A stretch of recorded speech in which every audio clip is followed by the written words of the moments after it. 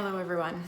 We find ourselves in such uncertain and crazy times right now.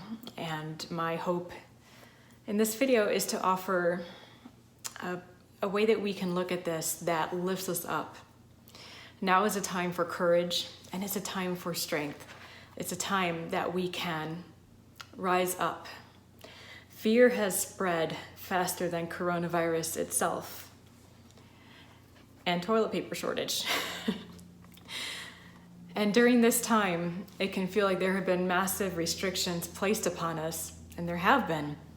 Some of us are dealing with loss of income, having children who are out of school, not being able to get the supplies we need, and all this time on our hands. And hopefully we are staying healthy and being able to cope with isolation. And what do we do with a situation that seems so uncomfortable, so miserable, and so scary?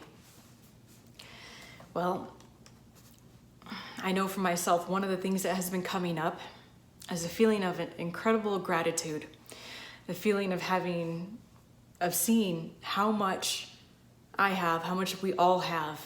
And I hope that as we move through this, that people will look around and begin to recognize and get perspective on their troubles and get perspective on how much they have, how much we take from the earth, how much we have free at our disposal, the air we breathe, the food that we have to eat, our homes, our clothing, the basic things, our bodies, how much our bodies do for us, how much they fight off viruses all the time and we don't even realize it. Maybe we just feel tired that day, but we have no idea. That we have so much going on and so much happening for us. And that this is a time for us to really tap into an incredible amount of gratitude for all that we have, that we take for granted every day. Another thing that has become apparent for me is that this reveals to us how connected we all are. Here we have this virus that does not discriminate, whereas people discriminate all the time based on a number of different factors: our skin color, economic status, where we live, gender, culture, all these things. And here comes this virus that is this equalizer that says, I can infect anyone I want. And it's a time for us to connect to our higher selves, a time for us to raise up from maybe lower levels of thinking that we have been participating in, maybe ways of thinking that we're limiting ourselves, that were imposed by us. This is a time for us to go within, to look at how we've been living our lives, what attitudes have we been living by, and to get rid of anything that isn't serving us. It is easy to see during times like now how interdependent we are on each other, how much we need someone to stock grocery store shelves, or someone to make sure that we have clean water to drink, or people that are fulfilling your order at Amazon, or doctors and nurses, how much we need people to be doing the things that they do every day so that we have the comforts that we have, so that we have the capabilities that we have. Not to make light of what's going on, I thought of a time when I found out that I had some food allergies, and I remember thinking that this food allergy was such a big imposition.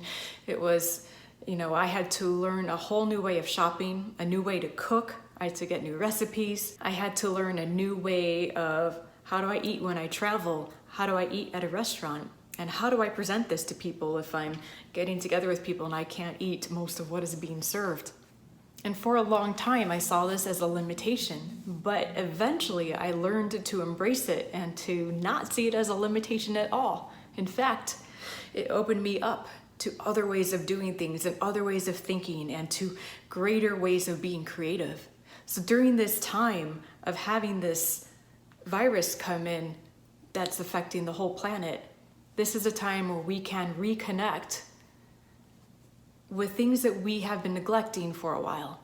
It's a time when we can reconnect with our families, take care of projects that we haven't done because we've been too busy. And maybe now we're not so busy. Maybe we have open spaces and what do I do? How do I fill this? It's a time when we can reconnect with nature, with being outside, reconnect with ourselves, where we can work on ourselves, where we can explore what it is like when our routines are taken away from us. And that may be uncomfortable at first, but if we look at it as an opportunity, we can get lost in the possibilities that surround us, because there are many. One of the things that I did recently was I started making my own lip balm. And then of course I thought about maybe selling it on Etsy or something like that. You could take up a new hobby, a craft, or any number of things in this time. If you have a lot of empty time around you, this is also a time for us to join together in community, maybe virtually, but nonetheless, to support and love each other, to be more tolerant and accepting of each other. In a neighborhood near mine, they started putting their Christmas lights up in their windows in the shape of a heart, and more homes started doing this, taking pictures and putting it online. And I thought it was a wonderful gesture of connectedness, of being able to support one another and show that we are all in this together. No one is above this. Anything that we can do that empowers us, that raises our vibration, that helps us to feel good. I find for myself, I have to limit the amount of time I watch the news, because every time I do, it just strikes fear in me. And if I'm feeling fear, I start to feel physically unwell. I actually feel physical symptoms, and it can just consume me and take over. So if you are a very sensitive person and things like that affect you, limit the time that you're watching the news, and instead surround yourself with things that empower you, things that make you feel good, things that make you feel happy. Because if we feed the fear, that's going to lower our immune response, that's going to make us feel worse. So we have to do things that nurture our spirit. I've been watching funny movies lately that make me laugh, listening to funny videos on YouTube, listening to corny jokes, dorky jokes, things like that. Anything that will help me to stay buoyant, to help me to stay light and happy. Because otherwise that heaviness, it not only affects the mind, but it can affect the body. And you've probably heard that when you laugh, when you're happy, it increases the immune response.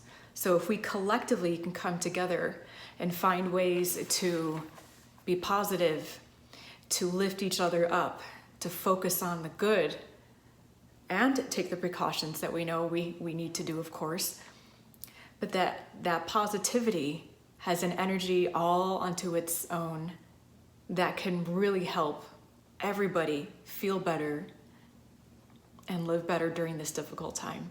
That's it for today. I hope that this message helps you and helps you to feel good.